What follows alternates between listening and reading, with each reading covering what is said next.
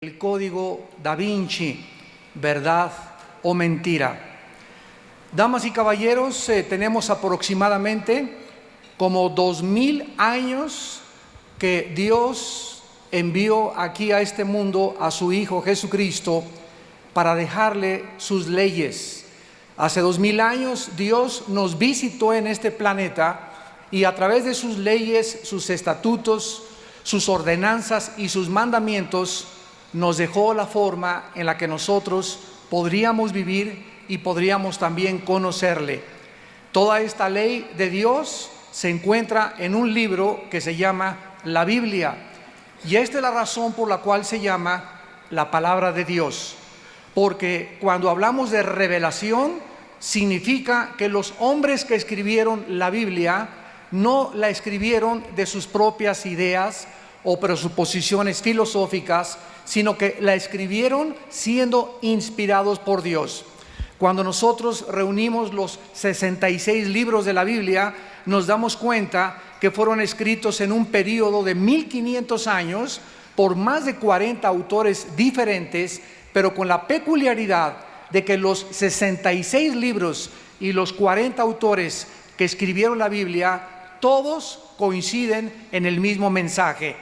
Esto es una de las más grandes evidencias de que este libro fue escrito de una forma sobrenatural. Hace muchos años, cuando Jesucristo bajó al mundo, Él estaba interesado en saber qué pensaba la gente de Él. Por ejemplo, en el Evangelio de Lucas, capítulo 9, versículo 18 en adelante, la Biblia dice: aconteció que mientras Jesús oraba aparte, estaban con él los discípulos y les preguntó diciendo: ¿quién dice la gente que soy yo? Ellos respondieron: unos andan por ahí diciendo que eres el Bautista, otros Elías, y otros algún profeta de los antiguos que ha resucitado. Sin embargo, aunque Cristo sabía ya lo que la gente hablaba acerca de él, a él le interesaba una respuesta más directa de sus discípulos, y entonces les preguntó a ellos: ¿y ustedes quién dicen que yo soy? Entonces respondió Pedro y le dijo: tú eres el Cristo, el Hijo del Dios viviente. ¿Era solamente Cristo un hombre extraordinario o era algo más? ¿Qué conceptos se tienen después de hace 2000 años acerca de la persona del Hijo de Dios? Aún en nuestros días nos sigue persiguiendo esta pregunta. La controversia que desataron las películas como La Pasión de Jesús, Jesucristo Superestrella, La Última Tentación de Cristo, el Evangelio de Judas, el que tienes ahí junto a tu cama, y ahora el Código Da Vinci, nos demuestran que demanda una respuesta. Es increíble toda la cantidad de películas de Hollywood, de literatura, de autores de ciencia ficción que están invadiendo y bombardeando el mercado internacional sin que la gente pueda tener la capacidad de discernir entre lo que es verdad y lo que es ficción, entre lo que es blanco y entre lo que es negro. Y esta realidad se deriva de la ignorancia tan grande que existe en la humanidad de este libro que se llama la Biblia.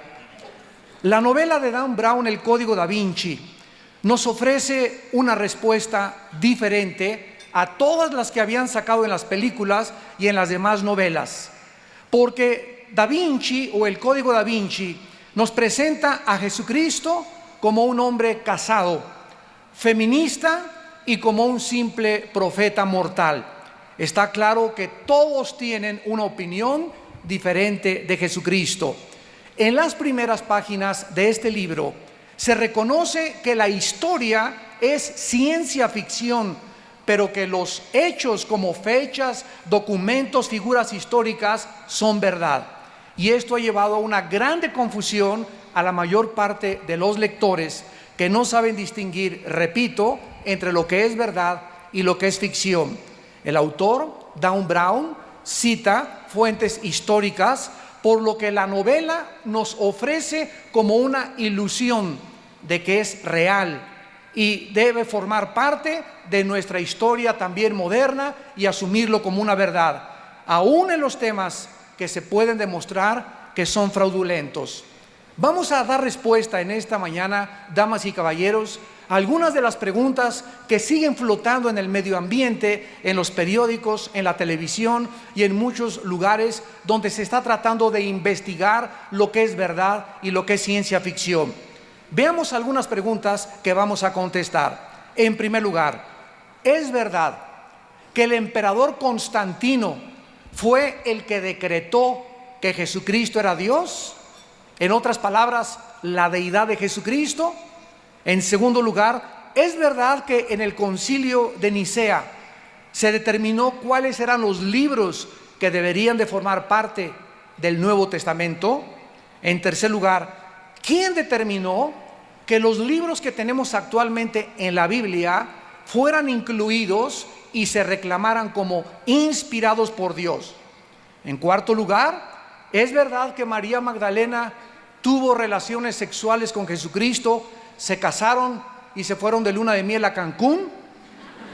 Bueno, eso ya es invento mío. Vamos a tratar de hacer un poco de historia porque es increíble la imaginación del ser humano. Dentro de los próximos meses les garantizo que va a salir el Evangelio también de Juan Diego. En el año 312 después de Cristo, un hombre llamado Constantino estaba posicionado en el puente de Milán, afuera de Roma, y estaba planeando acercarse a la ciudad de Roma y tomarla y conquistarla. Esta victoria de Constantino lo podría establecer como el próximo emperador romano.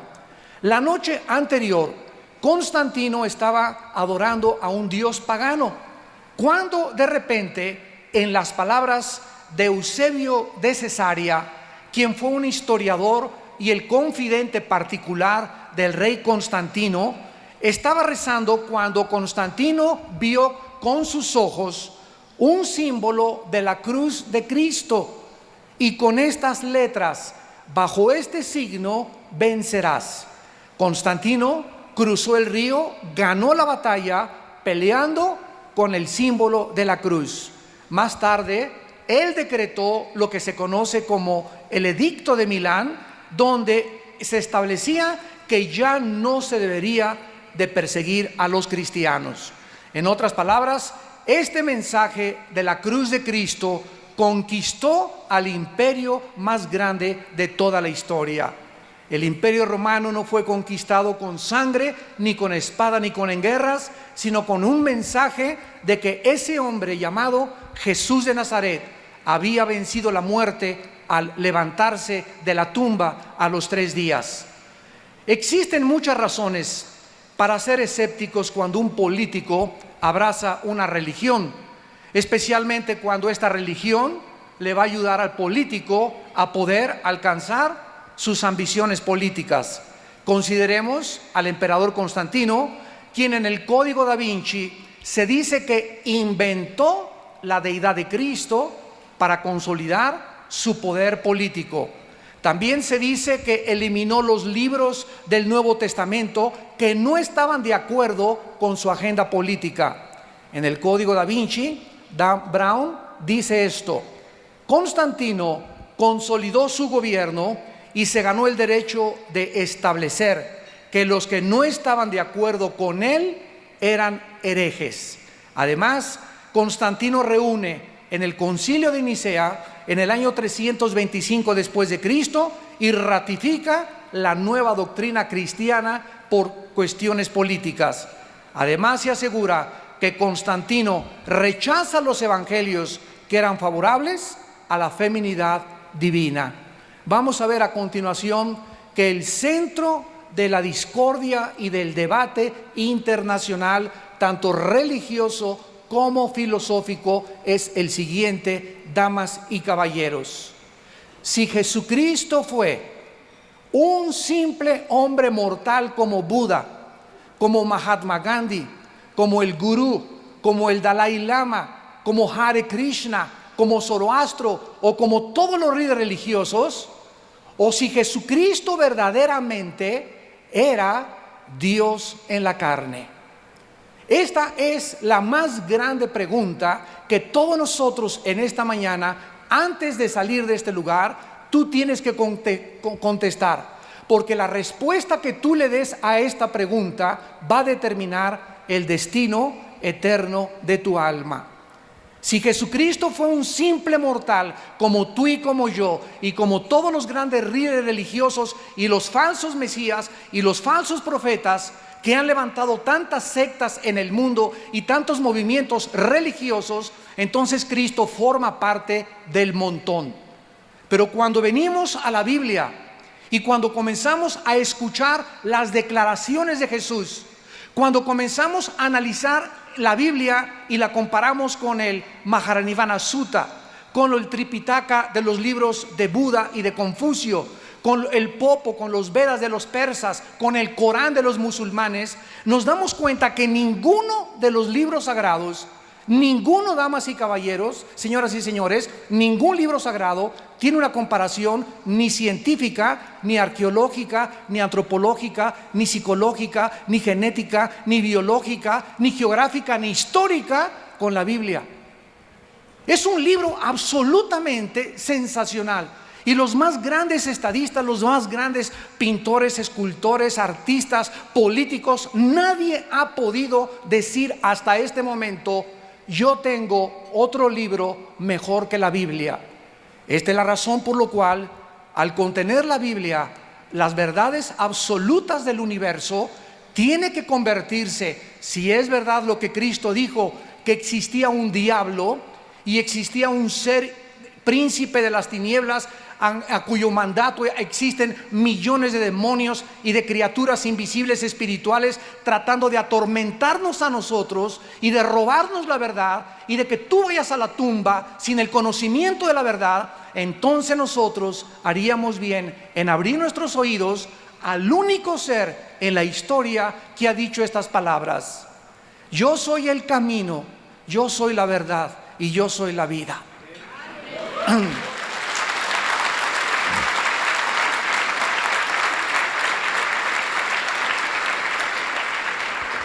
Durante los primeros 300 años de la historia cristiana, comenzaron a levantarse los enemigos del cristianismo y comenzaron a tratar de atacar. Vuelvo a repetir, el centro, el núcleo del ataque es la deidad de Jesús. De que Jesucristo era un simple hombre común y corriente y un grande maestro de moral.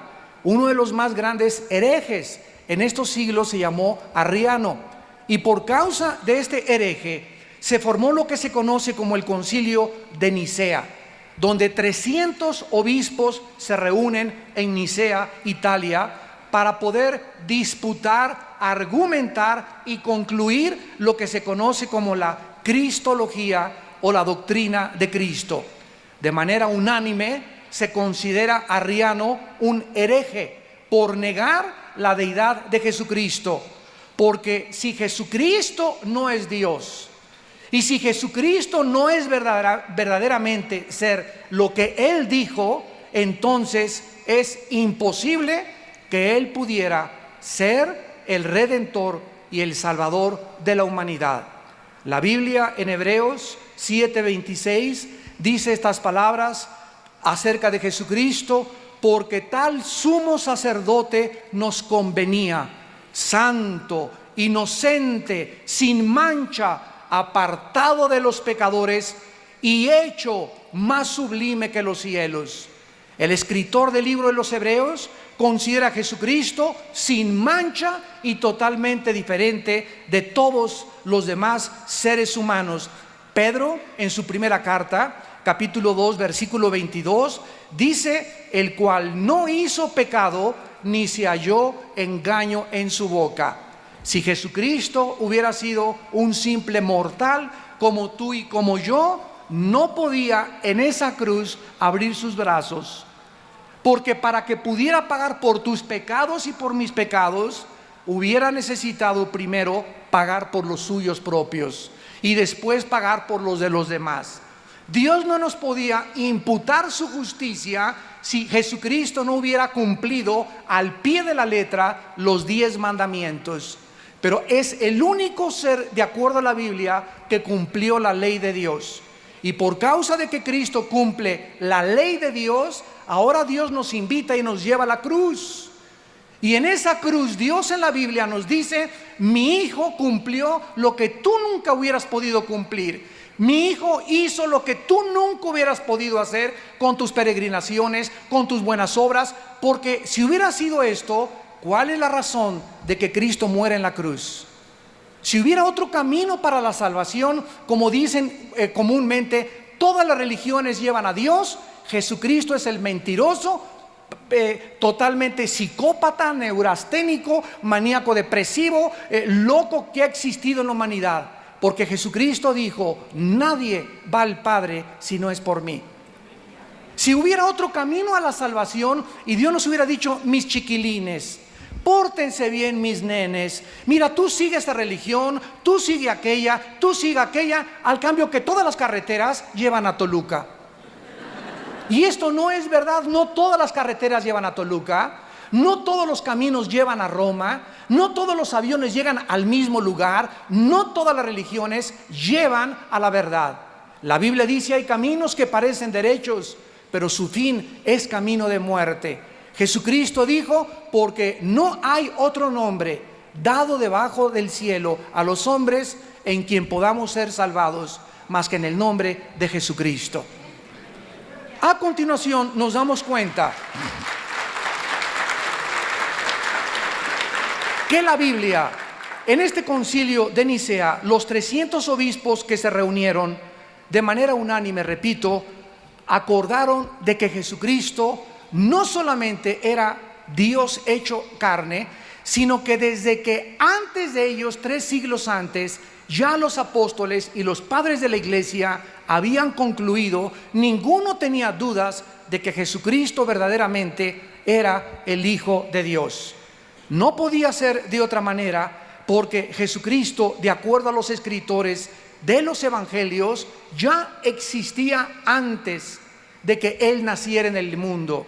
Por ejemplo, en el Evangelio de Juan capítulo 1, versículo 1 en adelante, dice: en el principio era el Verbo era con Dios y el Verbo era Dios.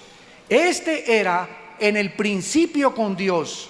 Todas las cosas por Él fueron hechas, y sin Él nada de lo que ha sido hecho fue hecho.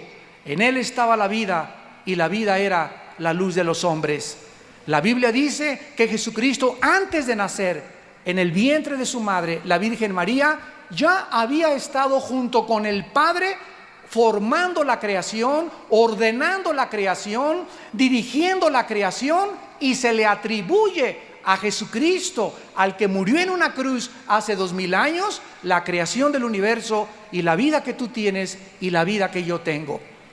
Esto nos deja pasmados, asombrados.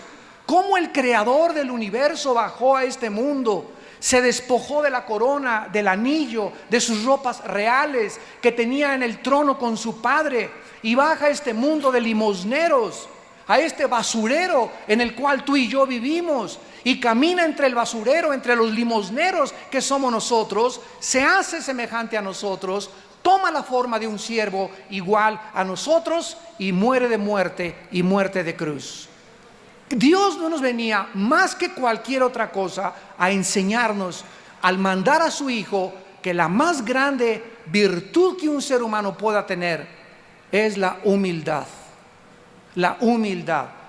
Todos por naturaleza queremos: mis chilaquiles, vieja, aquí la cena, mis zapatos, chamacos, híncate, reconózcanme. Vemos que los hombres toman el poder y se enferman con el poder, se transforman con el poder, se transforman con el dinero. Le dan a alguien autoridad o una charola, policía, y se le cambia la personalidad, y solo queremos agredir, queremos mostrar nuestra hostilidad, nuestra frustración, nuestra amargura. tratando a los seres humanos de convertirlos en esclavos. Siglos de esclavitud nos muestran que el ser humano demanda que se le sirva a él. Y Cristo viene a este mundo y les dice a los discípulos: yo no vengo a que ustedes me sirvan, yo vengo a servirlos a ustedes. Y por favor, siéntense que les voy a lavar los pies. Nadie puede negar ni psicológicamente que Jesucristo era un personaje patológico, o que estaba enfermo, o que tenía alguna desviación mental, porque las características de Jesús, la vida de Jesús, el control que tenía de su vida, la paz que irradiaba, la seguridad de sus palabras, la forma como vivió, los milagros que realizó, no nos dejan a nadie concluir que era un simple hombre. En el Código Da Vinci se dice que la doctrina de Cristo fue aprobada por una votación muy cerrada. Esto también es pura ficción, porque de los 300 obispos en el Concilio de Nicea, solo 5 votaron en contra. Así que 295 obispos aprobaron y coincidieron en que Jesucristo era Dios. Pero ¿realmente Constantino inventó esta deidad de Cristo? ¿Qué acaso antes de este concilio se consideraba que Jesucristo era un hombre ordinario? No existe ni un pedacito de evidencia histórica para esta barbaridad herética. La doctrina de la deidad de Jesucristo fue mantenida por la iglesia primitiva siglos antes del concilio de Nicea, como por ejemplo Policarpo de Esmirna, que fue un apóstol directo del apóstol Juan. Justino Mártir en el año 150 después de Cristo, el obispo de Lyons, Irineo, en el año 160 después de Cristo, y Tertuliano en el año 200 después de Jesucristo. No es de sorprenderse pues que el Nuevo Testamento establezca como herejes a las personas que niegan que Jesucristo vino en la carne. En primera de Juan 4, versículo 1 y 2, el apóstol Juan escribe: cualquiera que niegue que Jesucristo vino en carne, este es el espíritu del anticristo. Este es el espíritu del anticristo. Las personas que quieren atacar y colocar a Cristo junto a Buda, junto al Dalai Lama, junto a Moisés, junto a los gurús, etcétera, etcétera. ¿Por qué? Porque para el ser humano cualquier persona nos puede salvar. ¿De dónde nacieron todas estas controversias y herejías en contra del cristianismo? El evangelio de Judas, el evangelio de los gnósticos, el evangelio de Felipe, el evangelio de Tomás, el evangelio de María Magdalena, que cita el Código Da Vinci. Muy bien, en el año 1945, un campesino en Egipto, cerca de unas cuevas en Nag Hammadi, estaba excavando para sacar fertilizantes y descubrió una jarra de color rojizo con papiros de piel en un lenguaje cóptico. Las fechas que datan estos papiros son del año 450-500 después de Cristo. Se tradujeron estos papiros al inglés y la Sociedad Geográfica Nacional, el National Geographic Society, pagó $1 millón por tener el derecho de publicar en la televisión y de tener como autoría todas aquellas cosas que pertenecían a estos escritos. Se tradujeron y se convirtieron en lo que se conoce la Biblia gnóstica, donde se enseña que el hombre debe encontrar su propio camino a la salvación, que todos los caminos, si tú te portas bien, y todas las religiones te llevan a Dios, y que el problema no es el pecado, sino la necesidad del autoconocimiento.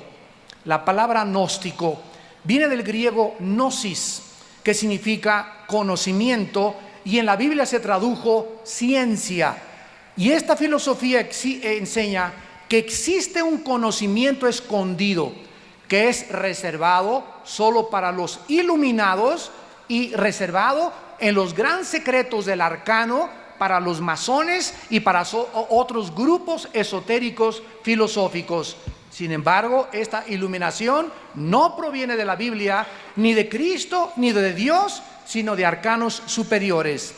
Es increíble que el gnosticismo, que enseña que la necesidad no es el perdón de pecados, sino la iluminación interior, nieguen también la resurrección de Jesucristo, que un sustituto murió por él. Y de ahí nacieron los evangelios, repito, de Pedro, de María, de Felipe, de Tomás y el evangelio de los egipcios. Los apóstoles de Jesucristo, como el apóstol Pablo, en la segunda carta a los Corintios, capítulo 11, comenzaron en el tiempo de Nerón a alertar a la cristiandad acerca del surgimiento de personas que comenzarían a atacar la verdad y la deidad de Jesús.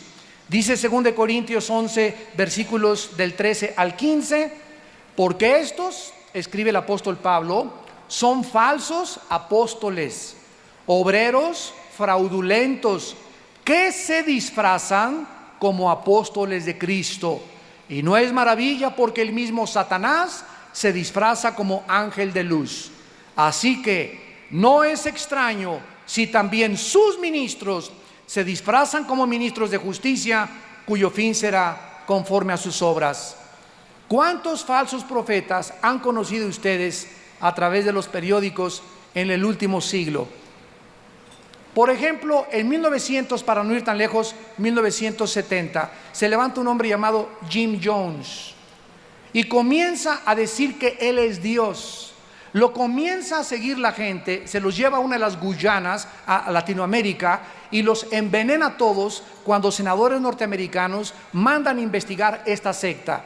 Otro hombre llamado David Koresh, en Waco, Texas, se encierra en un castillo que construyeron, se arman diciéndoles que venía el fin del mundo y la guerra del Armagedón, y comienzan a enseñar lo mismo, que Él es Dios. Buda, damas y caballeros, si ustedes son budistas, con todo el respeto que se merecen, Buda nunca dijo que creía en Dios. El budismo es de las pocas religiones ateas. Entonces, ¿de dónde sacan que para ser religioso necesitas creer en Dios, si el budismo es una proposición filosófica atea?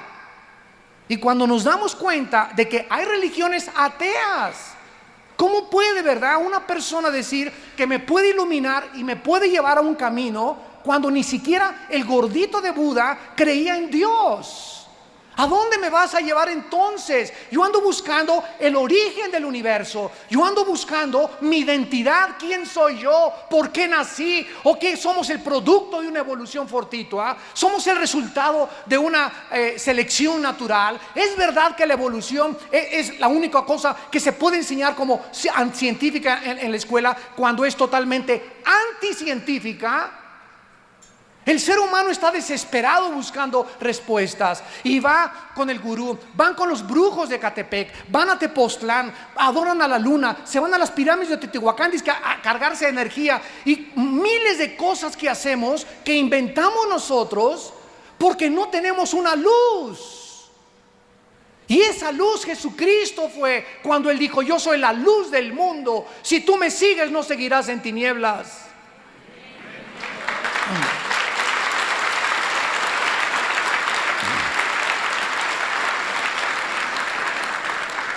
Teniendo tan cerca la verdad, damas y caballeros, estamos perdidos en un desierto de incertidumbre y de confusión.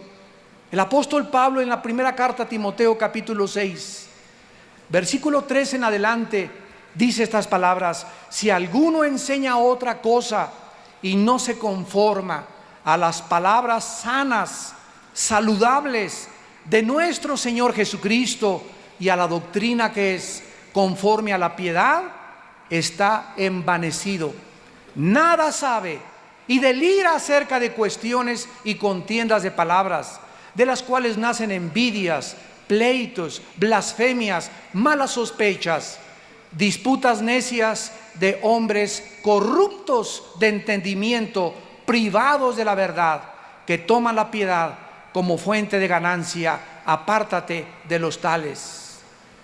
Al terminar la Biblia, en el capítulo 22 de Apocalipsis, el apóstol Juan termina la Biblia con estas palabras: yo testifico a todo aquel que oye las palabras de la profecía de este libro, si alguno añadiere a estas cosas, Dios traerá sobre él las plagas que están escritas en este libro. Y si alguno quitare de las palabras del libro de esta profecía, Dios quitará su parte del libro de la vida y de la santa ciudad y de las cosas que están escritas en este libro. ¿Podía alguien preferir la Biblia gnóstica a la Biblia inspirada por Dios? ¿Cómo es posible que el ser humano, damas y caballeros, psicólogos y sociólogos que nos acompañan, cómo pueden ustedes definir este fenómeno, este dilema religioso del ser humano, que es más fácil que el ser humano siga a Buda, siga al Dalai Lama, se hinque ante a un ser humano, le rinda culto a unas pirámides, le rinda culto al sol, crea que del universo vienen los ovnis a salvarnos?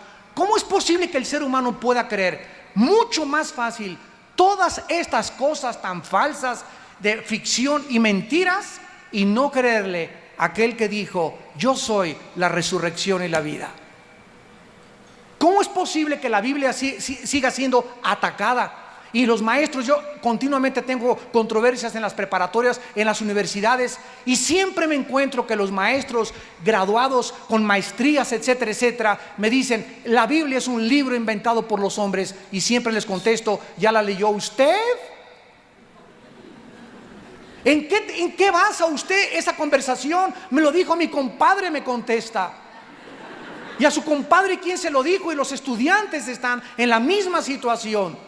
Y no tenemos nosotros la diligencia de venir por nosotros mismos, hincarnos algún día. Si tú en esta mañana no quieres recibir a Cristo, yo te invito a que llegues hoy en la noche a tu casa y te hinques y le digas: oh Dios, yo no estoy confundido, yo no sé realmente dónde está la bolita, pero quiero decirte algo, Dios, yo sé que me escuchas. Si tu Hijo Jesucristo es el camino, la verdad y la vida, si Él murió en esa cruz para pagar por mis pecados, Señor Jesucristo, te invito a mi vida. Y si tú entras a mi vida, Señor, y me cambias y experimento tu poder, te prometo que te voy a servir hasta el día de mi muerte. Esto se llama ser honesto intelectualmente. ¿Qué sucedió a continuación? Bueno, Leonardo da Vinci, un grande pintor, hijo ilegítimo, y de acuerdo al diario de su abuelo, nació el 15 de abril de 1452 en una aldea llamada Vinci, a 32 kilómetros al oeste de Florencia. Realmente Leonardo da Vinci pintó en su cuadro de la Última Cena a María Magdalena recargada así amorosamente junto al rezago de Jesucristo. ¿Fue María Magdalena esposa de Jesucristo? Vamos a contestar estas preguntas a continuación, porque son otras mentiras también del libro y de la obra El Código da Vinci. Leonardo fue traído a Florencia siendo un mozo muy joven y se convirtió en un aprendiz de un pintor muy famoso. Más tarde, Leonardo comenzó a pensar que él no era apreciado en sus capacidades de pintura y apeló al duque de Milán llamado Ludovico para que le pudiera alquilar como pintor a su servicio. Ludovico lo aceptó y Leonardo pasó en Milán 20 años de su vida. En el año 1495, Ludovico, el duque de Milán, comisiona a Leonardo para que pinte el cuadro de la Última Cena para un monasterio dominico en la ciudad de Santa María de la Gracia. Pero realmente se encontraba, cuando pintó Leonardo da Vinci a María Magdalena recargada al regazo de Jesucristo. Y para nosotros saber la verdad, lo único que tenemos que saber es lo siguiente: ¿de dónde se inspiró Leonardo da Vinci para pintar el cuadro de la Última Cena?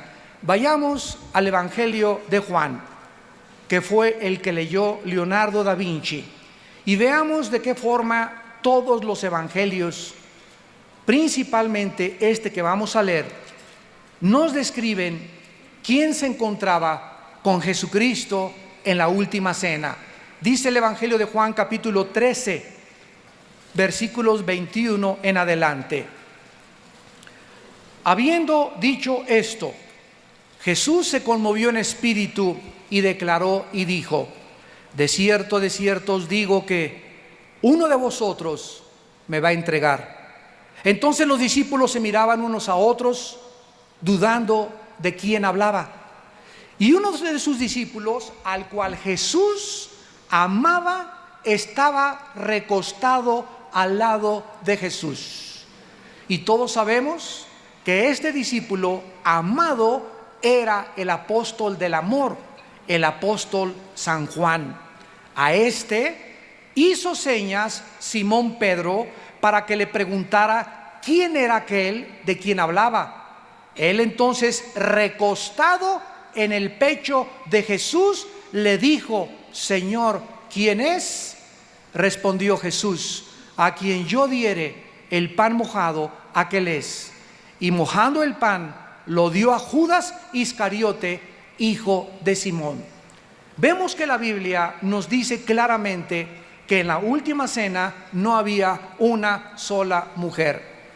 ¿Por qué? No era porque Cristo las haya excluido o las haya minimizado, todo lo contrario. Las mujeres fueron las que estuvieron con Cristo en el último día cuando Él colgaba en la cruz. Su madre, la Santa Virgen María, y María Magdalena y otras mujeres. A las primeras a quienes se les apareció fueron a mujeres también. Y la Biblia nos muestra el grande honor, el grande respeto y la grande honra que las mujeres deben de merecer de parte de nosotros los hombres. Porque cualquier hombre que me escuche, vivimos gracias a que una madre y mi madre nos trajeron a este mundo.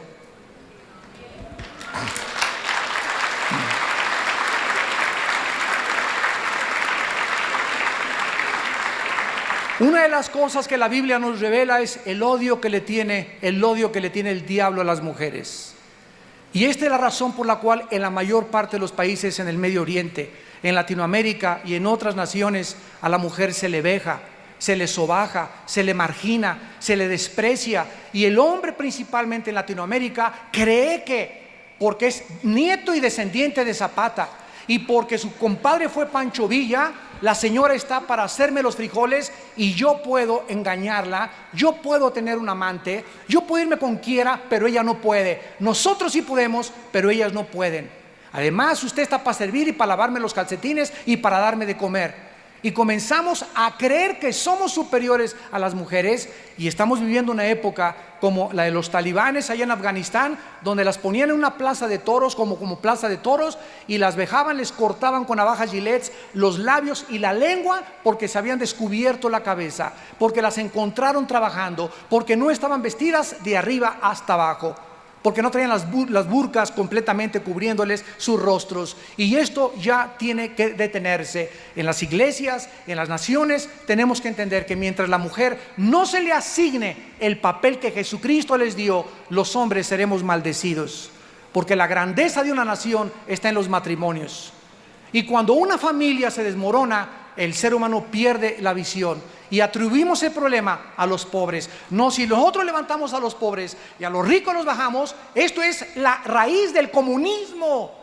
Marx se equivocó con eso, señores filósofos y políticos. No es la solución bajar a la clase alta y a la burguesía y al proletariado que suba. Cuando el proletariado sube, hacen lo mismo que hicieron antes. Y tenemos el ejemplo de Cuba, tenemos el ejemplo de Rusia, donde no funcionó. ¿Por qué? Porque el problema no es el comunismo, la clase sociales, la clase trabajadora, la pobreza. El problema somos nosotros y las familias. Los grandes imperios de la historia, damas y caballeros, no cayeron porque tuvieron una educación defectuosa, una política económica defectuosa, o porque las clases capitalistas comenzaron a gobernar a las clases inferiores. No es ese el problema. Sucumbieron por la inmoralidad. Egipto, los sumerios, los babilonios, los medos persas, los griegos, los romanos. Estados Unidos, Sodoma y Gomorra; Europa, Sodoma y Gomorra. Vemos en México desfiles ahora actualmente de gays y movimientos lésbicos demandando derechos. ¿Por qué tienes derechos cuando sales encuerado a la calle? Tú estás afectando mis hijos y mi familia al salir encuerado y protestar en la calle. ¿Quién eres para violentar mis terceros derechos que yo tengo como ciudadano al demandar tus derechos de un estilo libre sexual? Pero ya no sabemos cómo contestar. Estamos en Sodoma y Gomorra y los seres humanos estamos completamente relajados, creyendo que una libertad democrática se puede hacer lo que se nos da la gana. Esto se llama anarquía y degeneración y depravación moral. Y por esto, dice la Biblia, vienen los juicios de Dios sobre México y el mundo entero. Porque hemos traspasado sus leyes. Hemos creído que todo mundo tiene derechos. Al ratito vamos a darle derechos. Quiere vivir con 4 mujeres, tiene el derecho de hacerlo. Tiene el derecho de vivir con 5 hombres, vamos a darle el derecho de hacerlo. Quiere vivir con una mujer con mujer y adoptar un niño. Cuando se destruye el fundamento de la familia, que es el diseño de Dios para la sobrevivencia de una sociedad, hemos llegado a Sodoma y Gomorra. Porque las familias forman las grandes naciones y las naciones están formadas por familias. Y lo que hace una familia, lo que integra una familia es la moral cristiana. Y cuando abandonamos eso, no tenemos ningún destino a donde dirigirnos más que al barranco y al naufragio total de nuestra sociedad. Leonardo da Vinci se inspira en la Biblia y lo que dice el Código da Vinci es absolutamente falso. ¿Quién era María? Dice la Biblia que María, en el capítulo 20 de Juan, fue una mujer y la primer testigo de su resurrección. Juan capítulo 20.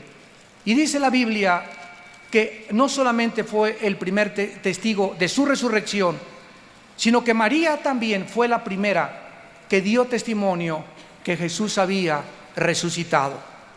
El primer día de la semana, María Magdalena fue de mañana, siendo aún oscuro, al sepulcro y vio quitada la piedra del sepulcro. Corrió y fue a Simón Pedro y al otro discípulo, al que amaba Jesús, y le dijo: se han llevado del sepulcro al Señor y no sabemos dónde le han puesto. Escuchen, nunca dijo: se han llevado a mi esposo.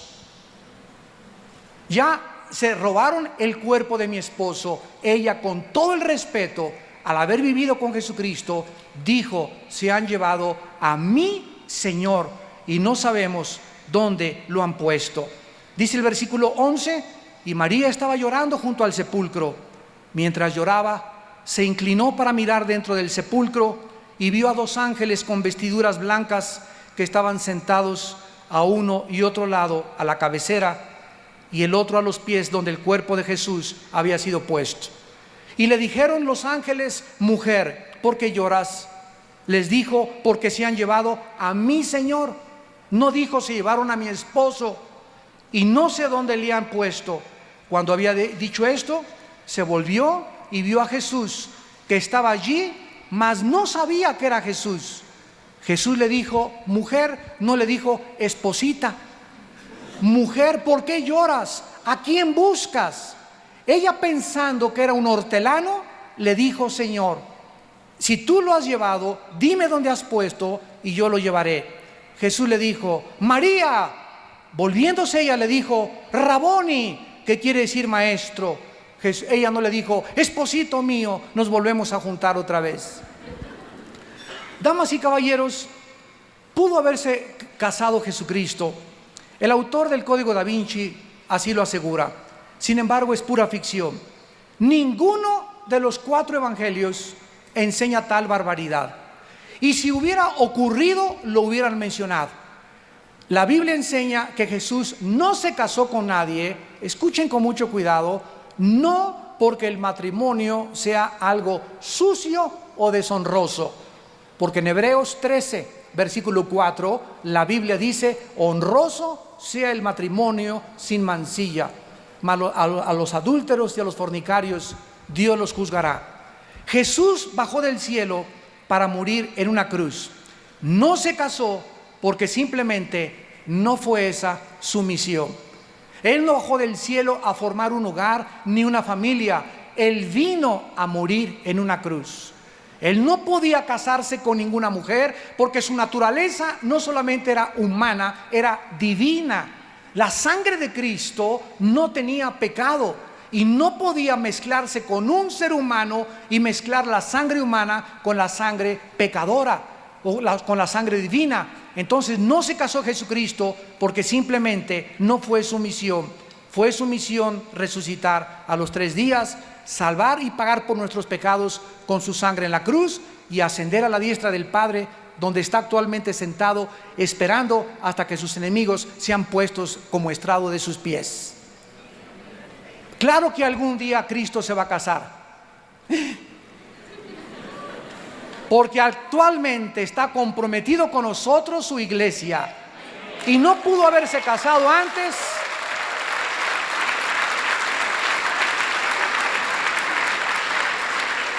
Cristo no pudo haberse casado antes sabiendo que su matrimonio va a ser en el cielo. Dice Apocalipsis capítulo 19, versículos del 5 al 9. Y salió del trono una voz que decía: alaben a nuestro Dios todos sus siervos y los que le temen, pequeños y grandes. Y oí la voz como una gran multitud, como el estruendo de muchas aguas, como la voz de grandes truenos que decía: aleluya, porque el Señor nuestro, Dios Todopoderoso, reina. Gocémonos y alegrémonos y démosle gloria, porque han llegado las bodas del Cordero.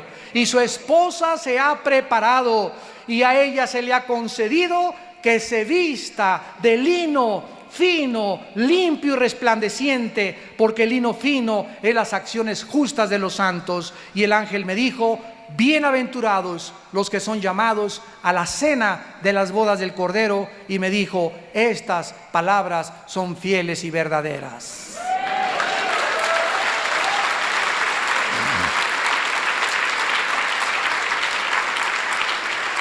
En este día, María Magdalena va a estar como con nosotros, invitados a las bodas del Cordero, donde el matrimonio se consumará, no en una unión física, sino en una unión bendita, íntima, de compañerismo inimaginable, espiritual.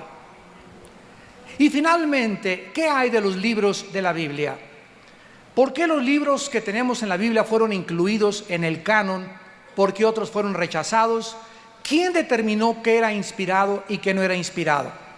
La Biblia, ya dijimos, es un compendio de 66 libros, escritos bajo un mismo tema, por más de 40 autores en un periodo de 1500 años, o sea, más o menos del año 1492, y se terminó de escribir en el año 100 después de Jesucristo. Fue escrita en arameo, en griego y en hebreo. Fue el primer libro, la Biblia, en que se imprimió en la imprenta de Gutenberg. El primer libro que se imprimió en la historia en el año 1455 después de Cristo. Y se llamó la Vulgata Latina, que la tradujo al latín un monje llamado Jerónimo en el año 435 después de Jesucristo. En 1986, la Biblia se había traducido a 1848 lenguajes, de los 5445 lenguajes y dialectos que aproximadamente existen en el mundo. Actualmente hay más de 13,000 copias manuscritas del Nuevo Testamento antes de que saliera el Evangelio de Judas y el Evangelio que va a salir de Juan Diego también. 8,000 manuscritos de la Vulgata Latina y 13,000 versiones y 4,000 en griego, versiones primitivas. Existen más versiones primitivas de la Biblia que del libro La Ilíada y la Odisea y de cualquier otro volumen que exista en la humanidad.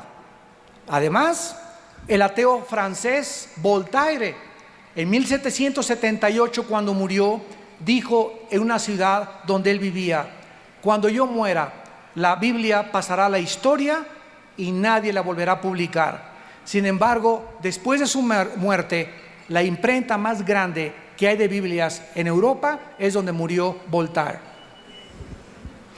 Jesús dijo: los cielos y la tierra pasarán, pero mis palabras permanecerán. y seguirá siendo atacada, como dijo tu padrino don Teofilito.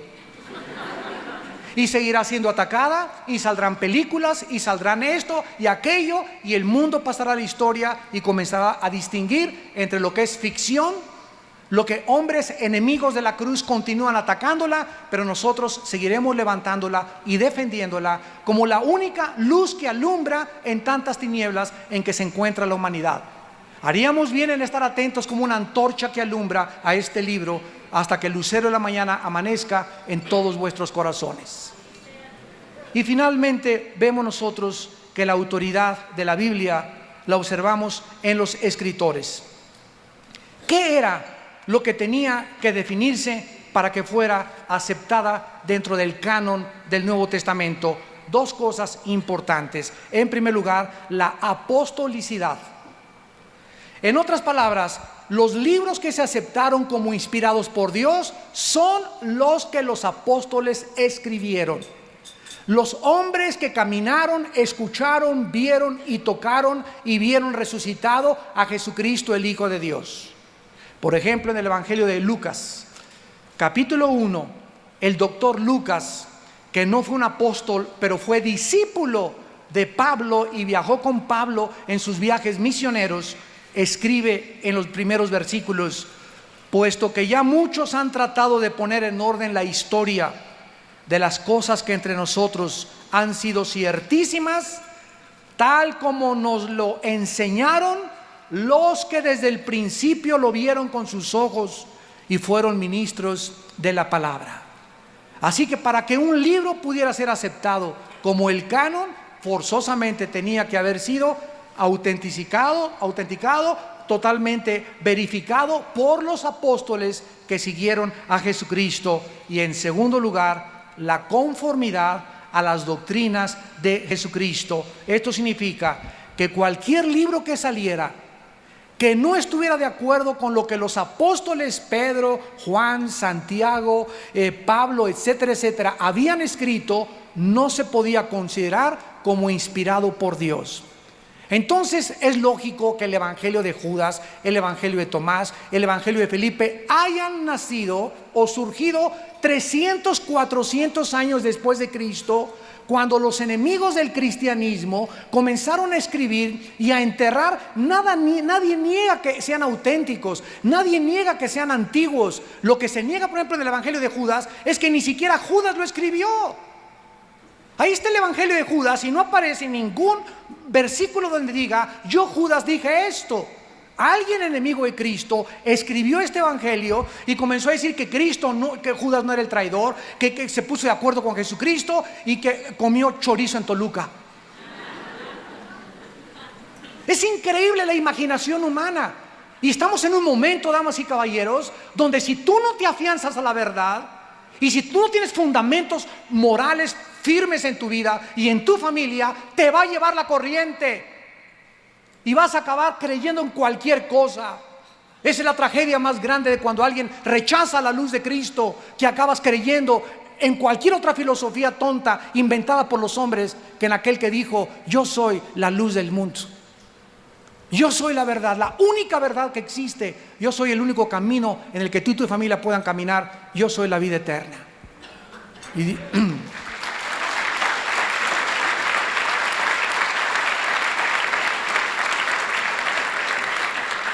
Yo los invito en esta mañana, no a una religión. Yo los invito a todos ustedes en esta mañana a que vengan a una cruz, a la cruz de Jesús. Que vengas con tu familia, que vengas tú particularmente. Tú me puedes decir: es que usted no sabe, mire, ahorita yo estoy en la política y si no estoy en la política no voy a poder robar. Y si no robo no voy a poder tener ese departamento y esa casa y yo quiero éxito y quiero poder. ¿Sabes una cosa? Las palabras de Jesucristo son en este momento muy relevantes. ¿De qué te sirve ganar el mundo si pierdes tu alma?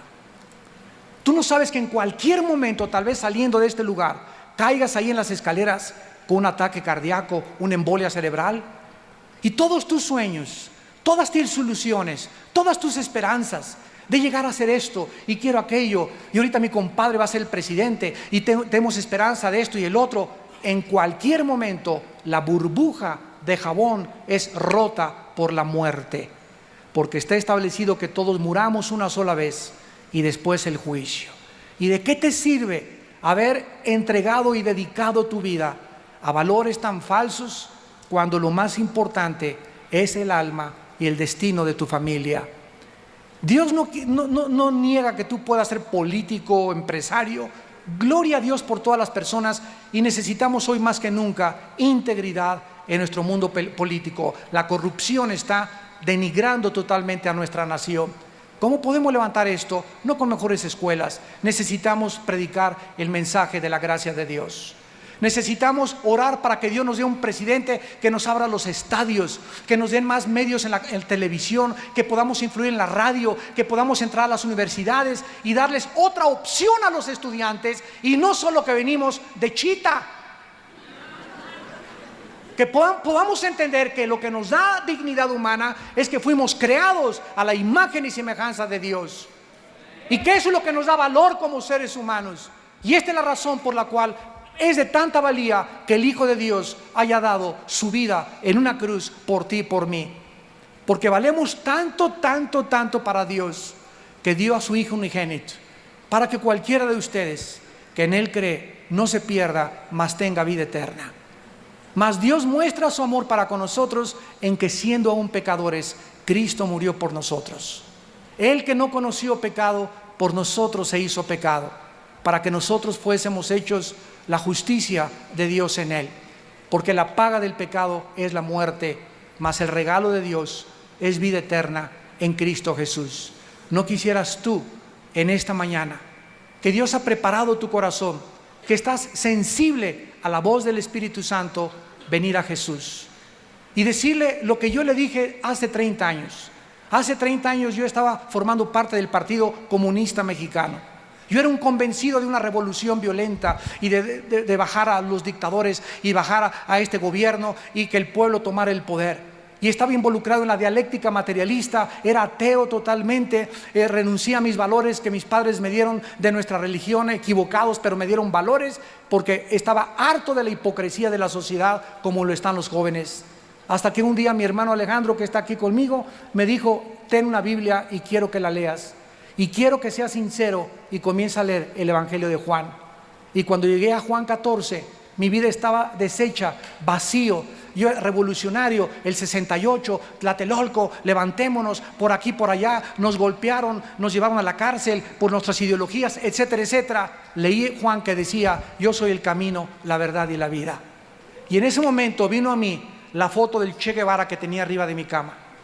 Un póster gigantesco, Fidel Castro, Nikolai Lenin, Adolfo Hitler, la signa suástica y todas las mentiras y el veneno de estos líderes demoníacos que han hecho con la humanidad.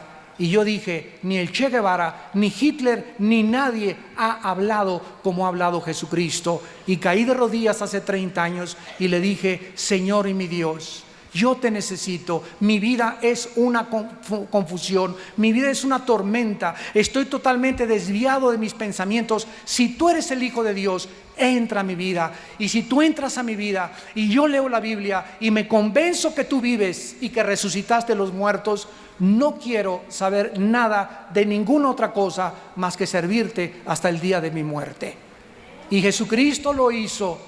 Y Dios me levantó para predicar su palabra y decirles a ustedes: lo mismo lo quiere hacer con tu vida. Y quiere transformar radicalmente tu vida, tu matrimonio y la vida de tu familia. Pero tú tienes que darle esta oportunidad, no a una religión, sino a Jesucristo, el Hijo de Dios. Y lo puedes hacer en este momento diciéndole estas palabras: te pido que inclines tu cabeza. Ahí desde tu lugar, con tu rostro inclinado, con toda la honestidad e integridad de tu alma, ya no luches contra Dios. Vengo a anunciarte a un hombre, no a un sistema, no dogmas, no reglas. Vengo a anunciarte a un hombre que se llama Jesús, que dio su vida por ti en una cruz y que tú no le conoces. Y Él anhela que tú le conozcas y comiences a caminar en sus caminos con el poder que Él te quiere dar a través de su Espíritu Santo. Y ahí en tu lugar, ustedes que nos ven también por la televisión, si tú quieres invitarle a tu vida por primera vez, dile estas palabras: Señor mío y Dios mío, te doy gracias en esta mañana por iluminar mi entendimiento y mostrarme que voy por un camino que conduce a la muerte. He vivido una vida equivocada porque no te conocía. He sido ignorante de quién eres tú, Jesús. Yo pensaba que eras uno más de los grandes líderes y profetas religiosos. Esta mañana comprendo que tú eres mucho más que eso. Tú eres verdaderamente el Cristo, el Hijo del Dios viviente. Te pido perdón por mis pecados. Me arrepiento de mi vida, porque creo que en esa cruz, con tu sangre, pagaste por mis pecados. Y ahora te pido, Hijo de Dios, que entres a mi vida como mi Señor y mi Salvador. Manifiéstate, Señor, en mi vida. Anhelo conocerte y entregarte todo lo que tengo. Ya no quiero saber nada más que seguirte y vivir para ti. Te pido por mi familia, te pido por mi matrimonio. Bendice a nuestros hijos o mi futuro matrimonio y dame sabiduría para escoger esposa algún día. Dame sabiduría para escoger esposo, los que vamos a formar la nueva familia. Y te pido que nunca me dejes ni me desampares, tal como me lo has prometido, porque te lo pido en el nombre de Jesús.